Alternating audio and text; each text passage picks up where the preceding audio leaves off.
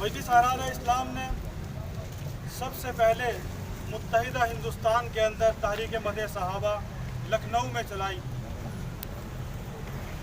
और तकसीम पाकिस्तान के बाद सबसे पहले पाकिस्तान के अंदर तहरीक मदह सहाबा का दूसरा दौर जानशीन अमीर शरीयत सैयद अबू मुआविया अबू दर बुखारी रहमतुल्लाह अलैह ने शुरू किया।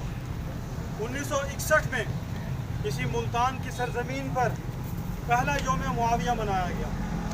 1935 में मुत्तहिदा हिंदुस्तान के अंदर हज़रत अमीर शरीयत रहमतुल्लाह अलैह ने सबसे पहले बच्चे का नाम मुआविया रखा और पाकिस्तान बनने के बाद सबसे पहले बच्चे का नाम जानशीन अमीर शरीयत ने मुआविया रखा।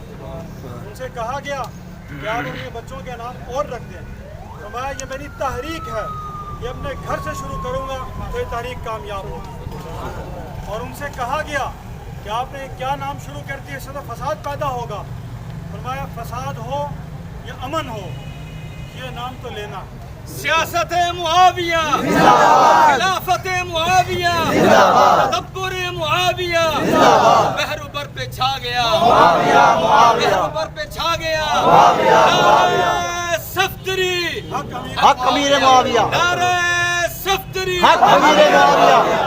वो फरमाया करते थे कि याद रखो सैयदना अमीर मुआविया रज़ी अल्लाह ताला अन्हु सहाबा को गाली देने का दरवाज़ा है, इस दरवाजे के चौकीदार बन जाओ, तमाम जमाते सहाबा बन जाए।